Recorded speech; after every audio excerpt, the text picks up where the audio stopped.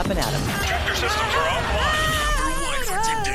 We are Beyond FM. Beyond FM. The future of broadcasting is here.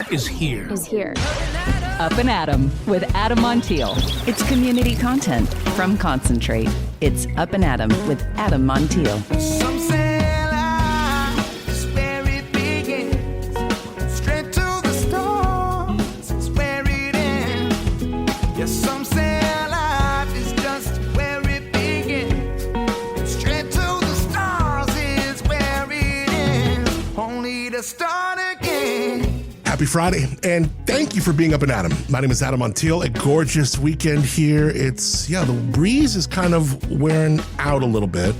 And by Sunday, we're going to see temps around in the 80s. Man, it's going to be quite different than it will. Very chilly wind these last couple of days. Anyways, happy Friday to you. Coming up later in the show, a conversation a lot of people in SoCal have been waiting for, because right now, you can't walk 2 blocks in this town without someone in SLO going, what the heck is going on with the Fremont Theater? You know, it's got all this like scaffolding around it, like this historic 80-plus-year-old theater going on. And after that winter storm took a piece of the iconic sign down, and we're going to find out just how big that piece was. Pretty gnarly. Just thankfully, nobody got hurt. It was remarkable what happened and the fact that nobody got hurt. And the theater went dark again until really every safety box can get checked. And in a community that treats the Fremont like a family member, that silence, it being closed, it feels loud. So today we're going to go straight to the person everybody wants to hear from, developer, architect, visionary, Rob Rossi. And here's the part I did not expect. He reached out to me. He said he can't go anywhere in SLO without people asking him, what is going on with the Fremont, Rob? And he wanted to come on the show, talk about it, get it out there the right way. And I'll be real with you. I was flattered he thought of me. I love Rob Rossi and the way he loves this community. So we're going to talk about what happened. What's the real timeline look like? And how much of this sign could we possibly have to, lose and then reimagine without losing the soul of it? The landmark, the Fremont, is something very special. So what really is going on? We're going to find out today. Our conversation with Rob Rossi. Before that, also we got Robin Coleman from the Woods Humane Society. Great stuff. Let me tell you about my friends at Porta Bidet. I've said it from the mountaintops. Once you have tried a bidet, you can't go back. And I am a proud bidet user at the house. Now, problem is when you travel, it's like, what are we doing here? How are we living like this? It's like going back to third world living. And that's why I'm all in on the Traveler. It's from my friends at Porta Bidet. This isn't some sad little water bottle squeezy situation from Amazon. This mounts to the toilet wherever you are. And the best part, no tools, no plumbing. You got to see it to believe it. It's incredible. Real pressure, real control, 5 levels, 3 modes. You can even fill it with warm water. Yeah. That's basically bringing your home comfort into a hotel, an Airbnb, shoot, a cruise line, right? They killed it on their Kickstarter. They're shipping. We've officially partnered with them, which means if you've been bidet curious, consider this your invitation. Check out the links in the show notes. You can also go to adammontiel.com. Travel better with the Traveler from Porta Bidet. Feel better. Stop pretending toughing it out is normal. Yeah, and you're welcome. It's Up+Adam with Adam Montiel. All right, my guest today, someone who has helped shape the look and character of San Luis Obispo for decades. Developer, architect, visionary Rob Rossi. He has been a steward of some of the most recognizable buildings in this town, including one of the most beloved landmarks, and that is the Fremont Theater. After a piece of that iconic sign fell during a recent storm and the building was temporarily closed for safety evaluations, people all over town have been asking the same question. What is next for the Fremont? Is that sign going to stay up? So today, we're going straight to the source. We got Rob Rossi dropping right in to our chat. Check it out. So that's why the military built the Salinas Reservoir and to protect Avila. What do you mean Avila was the largest tank? Avila, the tank farm on Avila. Oh, right. Was the largest reservoir for oil for the whole Pacific Fleet. for World War II in the beginning. We see like Tank Farm Road. Yeah, well, that's the ones in here were built let's see, on Tank Farm Road. They were built in, I think, 1909. Okay. Same for Avila, but Avila had the port, so it had the oil port, and they had the railroad, the Pacific Coast Railroad that ran out there. It's really the namesake of the railroad we've recreated at the Margarita Ranch, and that railroad and then the pipelines became the transport of oil, and then the ships came into Avila and would take it to the Pacific Fleet. So all of it sort of hinges together because you had these military bases created here to protect the oil and to protect the West Coast. And the Fremont was where they raised money for bonds and where people went for entertainment. So it all hinged together in that era. And I love to hear this kind of history because, I mean, the Fremont has just so much of it. And I'm guessing, because you've owned it for over 40 years. We've owned it for half of its life. Wow. Yeah, we bought it in 1985. And the King and Rossi family back, mid-85. And Ted Man Theaters. Yeah. He owned a collection of theaters, and theaters were at a point where they weren't selling big movies, and the plan was to cut it in half and make it into 2 theaters. And a friend of ours, Jim Giannopoulos, who's a local theater owner, and we worked together. We finally ended up buying it.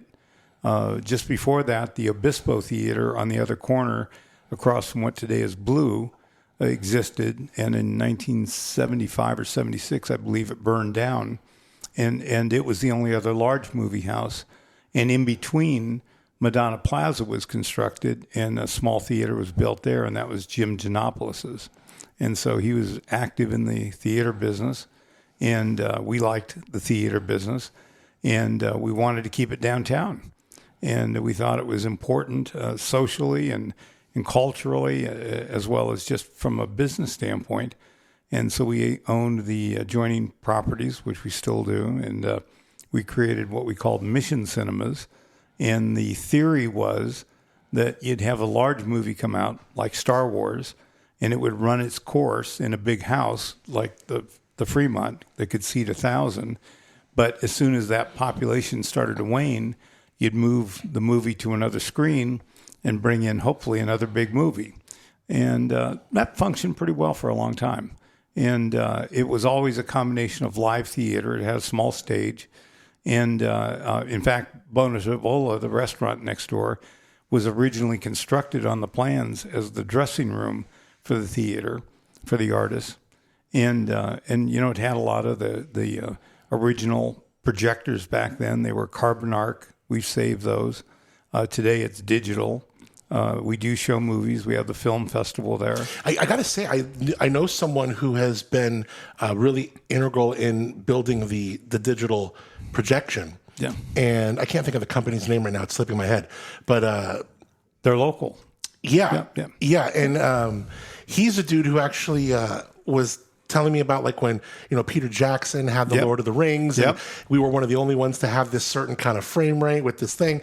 And he was saying just the screen, the projection, like Fremont has one of the best and brightest and most cohesive screens in the country. It's a very good quality projection area.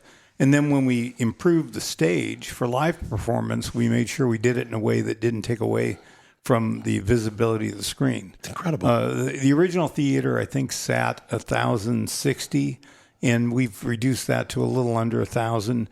Some of it's fixed and some of it's removable seats. Yeah, because you wanted to do live music, have people kind of gather up, general admission.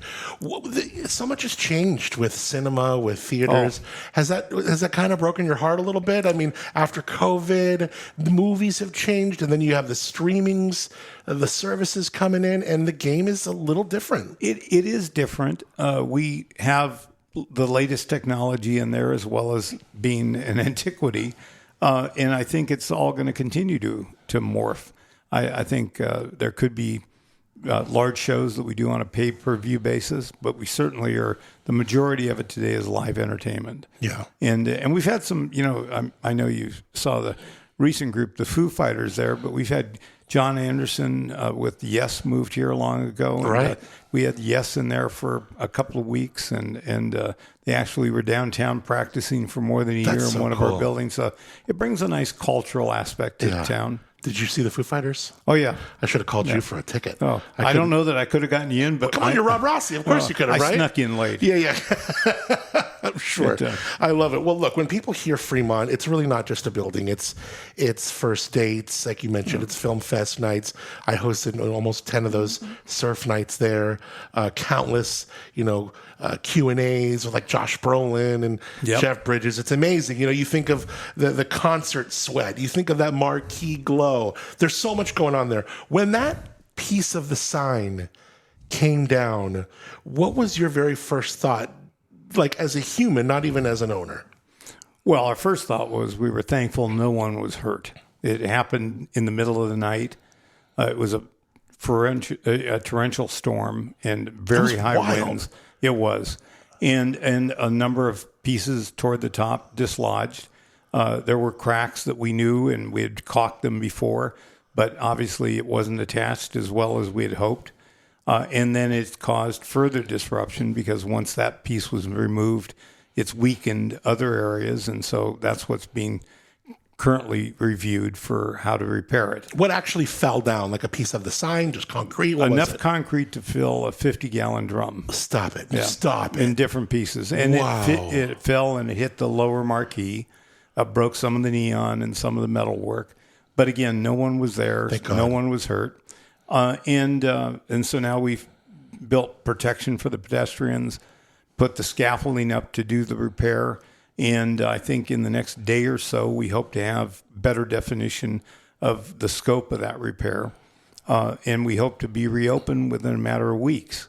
Whether we may have to remove more of it and recreate it or add to it, but those decisions are being made. Are you thinking that there's still decisions on the table that Fremont sign might come down? It might have to come down further and then be recreated, or restoration and patching of what's there, but we don't know yet.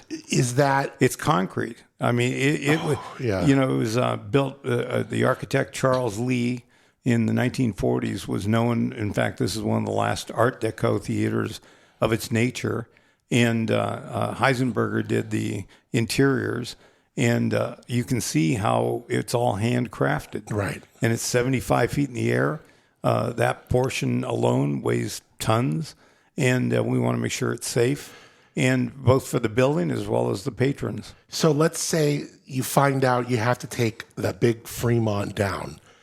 Does that mean you don't put it back up? You recreate something that's lighter, newer? Yes. But just... Yes. But looks... Obviously, you want to recreate it looking the same. It will look the same no matter what. Yeah. We have a building that we restored, 10 years ago or so, the Warden building. Yeah. Same thing. We built the cornice. We found old photographs, and we were able to replicate it.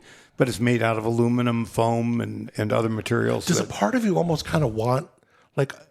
Or would you like, is there something sentimental that says, God, let's keep what's up there? Or does a part I of think you we almost like, kind of like to keep what's there. Sure. Okay, but that it's makes got sense. a lot of neon, and that's high voltage. And so some of the wiring was affected, and that'll have to be updated. because you could do LED now, right? Yeah. Well, it's funny you say that. About a year ago, when we were working on some other restoration on the lower marquee, we looked into LED, and it can't do all of the ornate turns that are in this. And I think we've decided, let's just stay with the neon. I think that we had many discussions with the city about that conversion. They'd prefer to stay historic. LED would save electric cost. Sure. But, it's not something that's on day and night. It's on for performances.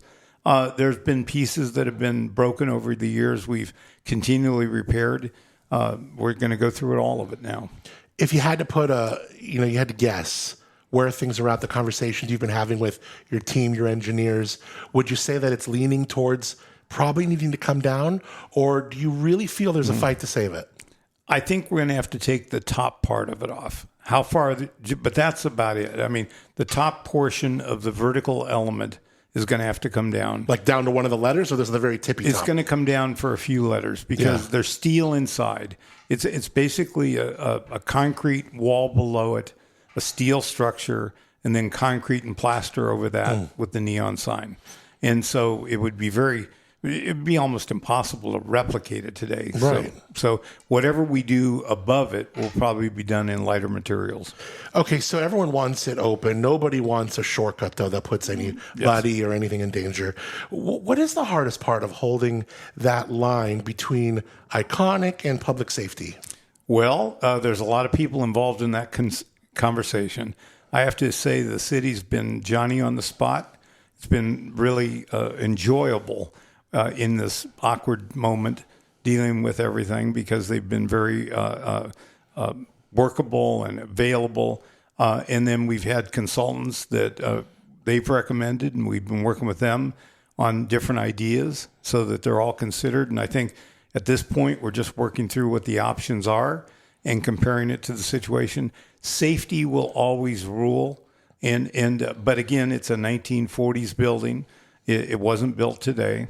And I think, like I mentioned when we were talking earlier, we've had some experience having done the Granada in Santa Barbara, and it was 1922 concrete. Wow. And we had to do certain reinforcing and upgrades, and that's now the Performing Arts Center, the Granada for Santa Barbara. So it can be done, but it takes effort. Concrete's interesting. I mean, it's so hard and so stable, and sometimes 100-year-old concrete, no big deal. But then there's this aspect of porosity, and concrete, it takes in water, believe it or not. And there's some exchange there. And I guess that's where maybe this is where we saw, some structural issues. It was up there where none of us knew the exact condition. But, the Romans invented concrete, and there's still many of their structures still in place. Right. So concrete can have longevity. This is reinforced concrete, and so it was a well-built building, very clever building. When you look at the structure inside, the architect was very clever. Let's talk about the inside, the Art Deco, the ceiling. What are some of the things you can tell us about that and how special that is? Well, most of it's still in original condition, although tired. It was, again, hearkening back to the Granada, we learned a lot with that. And so when we realized we were going to have to reconstruct part of the Granada, we employed some of the latest laser technology to record the entire interior. And we decided to do the same thing on the Fremont back then. So we do have great records of what was there inside and out. And it allows us our better ability to repair and reconstruct the collapsed portion, which is a nice tool to have. But the Fremont's got probably some of the most dramatic character and architecture and neon, and we want to see that come back in full complement of what it was. Yeah. There was some neon that was missing when we bought it under the canopy. There's a movie, California Dreaming, that was shot there years ago. And when you see the movie and all, it's part of it has a scene in the movie. All that neon was there then, but that was before John and I bought it. When did you guys decide? Tell me, you guys are having dinner. You go, let's do this together. Obviously John King, we know him very well. You guys are tight. How did that first of all, that friendship go down, but then that partnership blossom? Well, I think we both appreciated downtown, and we like buildings downtown, and we ended up over years acquiring a number of them in that block. And I think the Fremont was sort of just the icon, kind of a landmark that really capped the block. You might notice on what we call the Sperry building, where Woodstock's is, we ran the neon around the whole block back then. Yeah. And some of it's now been lost over time, but we thought that taking that element, that Art Deco element, and trying to extend it into the block would add character. Yeah. No, I think we share the love of older buildings. They have their complexities, but it's the nature of things. Do sometimes owning one of these buildings, is it almost like it's a pain in the ass, but there's something so sentimental about it? Do you ever have to look at yourself in the mirror and go, okay, to what extent do we say, okay, look, we got to cut our losses? Or is it just like we're in for the long haul no matter what? I think when we buy them, we either are planning to reinvent them or save them. And I think if they've got history like the Fremont, you're there to save it, restore it, and keep it. The thing about the marquee is it doesn't have any economic value to the building. It is totally a landmark piece of character to the building. And it's always been difficult to make the investment to keep it up. And we unfortunately had a roof leak on the lower marquee, which caused some decay to the soffit. We didn't realize there was some of that going on in the upper part. But we have re-roofed it many times and done fire sprinklers and life safety and a lot of other upgrades to the building over the years.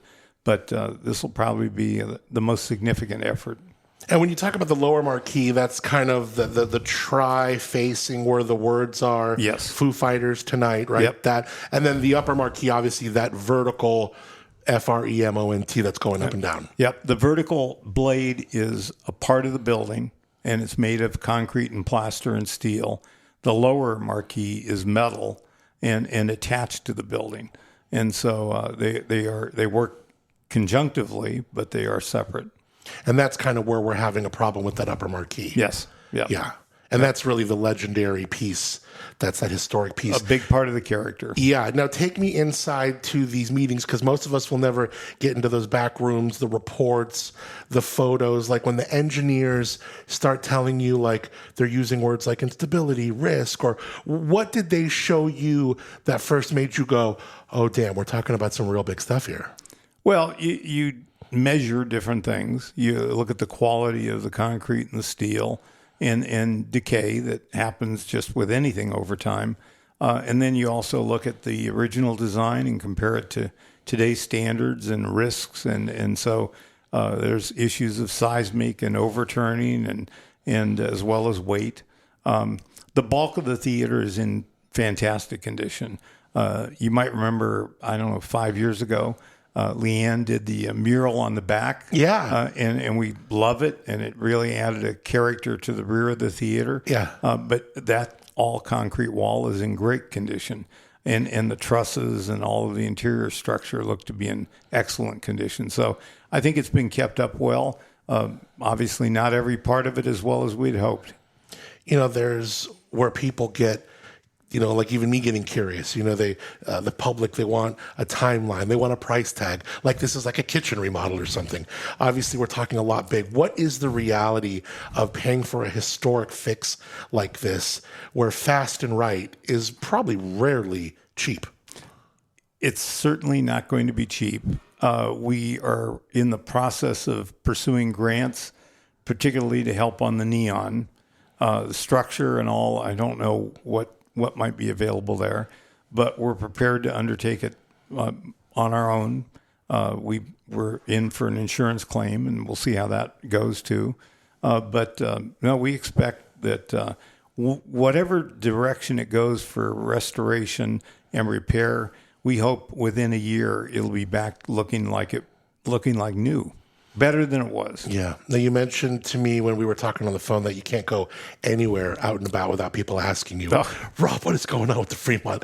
Let me know what's up. What do you want to get out there most? The facts, the feeling, or even really the fight that it takes to save something like this? What's on your mind? What's on your heart? Well, I think one of the key factors right now, we expect to be reopened in the month of March. Whether that's going to be mid-March or late March, we'll be open again and safe. Then the restoration will take place after that with consultation with historians in the city. And again, like I say, everyone's been very receptive to various ideas, and I'm sure good solutions will come out of it. But we do want to be reopened. I mean, the group, Gate 52, that operates it has been terrific. And they have, I believe, over 200 shows a year. Yeah. Plus the film festival is coming up next month, and we want to be open and everyone enjoying it. You've heard of Brass Mash, yep. Local band, fantastic. Yep. Their first big ticketed show was for coming up, and they were super bummed because obviously I know they were really bummed. So we'll have to figure out how to get them back in on the books, but. What you got to do, right? I mean, this shows had to get canceled or moved. It's just the way it is. Yes, yeah, and safety first. Safety first. Yep.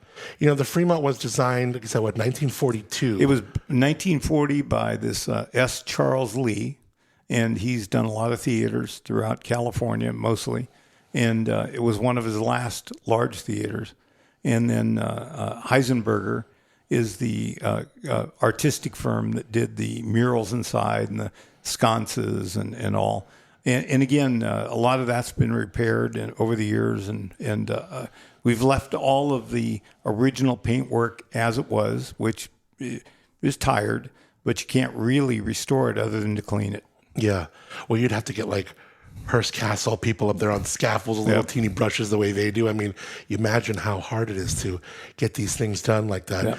Fremont, like you said, designed a long time ago. It's outlived, trends, tech, only a few ownership eras.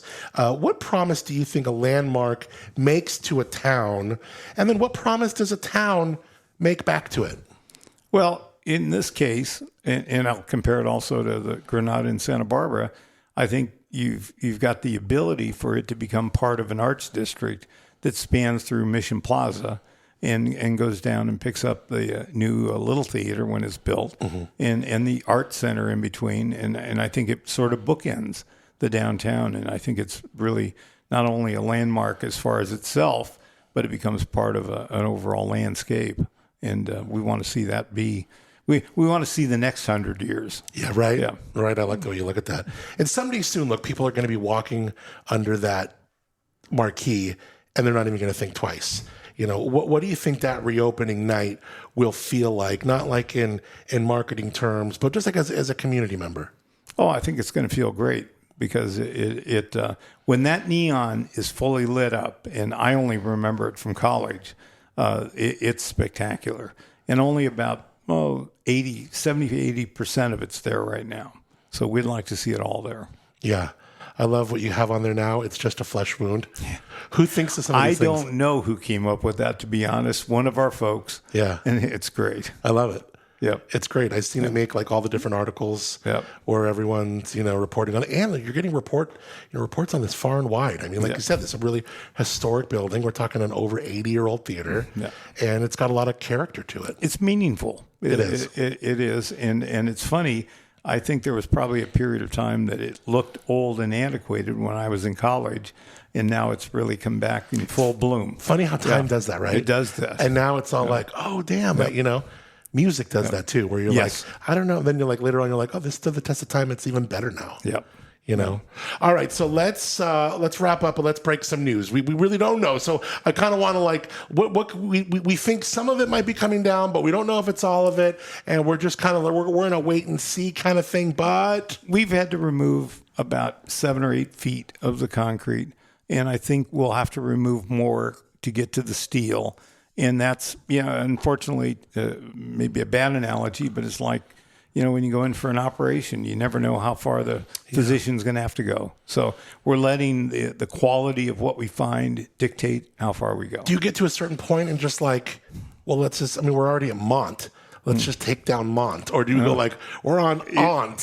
What do we do? It's really the engineer's call. Got it. They got to give us some guidance. So if there is, let's say we're down to the NT, but that NT is sturdy and good to go, it's still original. We keep it and we just build on top of it. Absolutely. It'll look identical when it's done. Yeah. Pretty cool. Yep. Well, look, I appreciate you reaching out and saying, hey, let's chat about this, as you know, because you're a real active guy in the community. And like you said, everybody's asking you about it. And everyone cares about it. We all care. I went to Scout this morning, as often I do. And here it is at 6:30 in the morning. Everyone in there. What's going on with the Fremont? And I thought, well, this is a good way to get it out there. Yeah. So, well, thanks for the call. Thank you. Appreciate you, man. And we will talk really soon. In fact, when you do know more and when we do have some announcements, I hope that you'll come here first again. I'll do it, Adam. Thank you. I appreciate you always. Thanks for being up and Adam, Rob. Thank you. Some say life's where it begins. Straight to the stars is where it ends. Only to start again. I love it. Great. What a gentleman. I know a lot of people around town been asking him what's up. So thank you, Rob, for coming on, helping get the real story out there. The good news is the work is underway. Good news is safety is the priority. And the good news is the goal is to get the Fremont open again as soon as possible and preserving as much of that historic sign as possible. Rob Rossi, always giving it to you straight. Love it. So, all right, it is Friday. Time to check in with our friend Robin Coleman. She is from the Woods Humane Society. Robin, always love catching up with you. She is our favorite part of Fridays and finding forever homes for dogs, even cats. Her work is so magnanimous. Robin, thank you so much for being Up and Adam. Hey, good morning, Adam. Fantastic to chat with you. How is life? How are things? Always. Oh, just living the dream. You know me. Wonderful. Let's talk. This is Callie, a beautiful German Shepherd. German Shepherds just have this way about them. Just like this regal, this loyal, this incredibly smart, wise aspect to them. Yes, and they also have this way about them of there's way too many at the shelter these days. Oh. So I have not shared this. I mean, we haven't had like a female true full German Shepherd as pet of the week in a while. And so this girl just came to us from the county shelter. And of course, I've talked about it before. There's a lot of Shepherds and Huskies over the last 5-10 years. They have become the #1 breed that are in almost any animal shelter you walk into today. You will find a handful of Shepherds and Huskies that are going crazy in a kennel because they do not do well in a shelter environment. And so, of course, she is stressed and a little sad in her kennel, but when she's out and she gets to run around and play, which is what she wants to do, she is a happy girl. She is just about 3 to 4 years old. She already knows some basic obedience. She knows sit and down. She heels pretty nicely on the leash already. She loves toys and tennis balls and just an active girl. She is your typical German Shepherd. So where are my German Shepherd lovers? We need you to come in and fall in love. And like you said, they are so loyal. They are smart. They are obedient. They want to please their owner. But they are a working breed for a reason. They need a job. They get bored easily. So being in a kennel 20 plus hours a day is not good for her. So Callie, our gorgeous pet of the week, is up on Facebook and Instagram. You can help us by sharing her video, sharing her gorgeous picture. I really hope somebody comes in and falls in love with Callie right away. What a sweet, sweet dog. I tell you, I was at the dog park yesterday. I saw Mix. You know what a Pomsky is? Yeah. Mm-hmm. So yeah, can you imagine that Netflix and chill? A Pomeranian and a Husky. That was such an interesting looking dog. Wow. But it becomes like a little middle, perfect, 25, 30 pound dog. Yeah. So lots of Huskies, lots of these Shepherds, and this one, Callie, just a beautiful dog. What else we got going on in the woods? She looks like a full bred. She probably is a full bred Shepherd. She looks agree. Very, very Totally. Shepherd. Yeah. Yeah. What else is going on? Woods is best nonprofit every year, and it's a title that I hold very close to my heart, and I wear it proudly, and I'm also very competitive. So it is time for the best of slow new times, and we need to keep this title. I want to be able to brag that this community loves Woods and votes us best nonprofit. You can find us in category number 215. There are a lot of categories, and so some people give up. You only have to fill out a certain amount for your vote to count. So please vote for Woods for best nonprofit. Yes, we help a lot of animals. Yes, we are saving lives every day, but those lives are going into people's lives. And so it's a double win at Woods. We're helping animals and helping people. And so we want to keep this title, best nonprofit, voting until March 16th. So I'll bug you again next week. But if you're looking for a way to help Woods, you can just go to the link. We posted it on our social media pages. Just go to the link and put in Woods Best Nonprofit. I love it. Check it out. Again, you got till mid-March. We'll talk to Robin again about it. Robin Coleman, she is our favorite part about finding forever homes for dogs, even cats. The work you do, incredible. Robin, we love you so much. We'll talk to you next week. Thank you for being Up and Adam. All right, friend. It's Up and Adam with Adam Montiel. All right, Robin Coleman, the Woods Humane Society. Good stuff. Don't forget, this weekend, our friends at Tamber Winery doing their music you want to listen to. I'm sorry, it's called Wine You Want to Listen to. It's completely free. It's their collaboration with the Cal Poly EIM students, and it's happening at their winemaking facility. And that is in San Luis Obispo, in the Lobro neighborhood, 770 Capitolia Way. Would love to see you 2 to 4 on Sunday. Again, completely free. Links in the show notes. They do want people to RSVP, but look, I'm sure you could roll up. I'm pretty sure you can just roll up. People did it last year. I think I did it last year, so you're fine. Let's see what else is going on. Thanks to our friends at Moonshiner Collective. Dan Curcio, who was on the show earlier this week, he's got a concert March 20th, which is, what is that?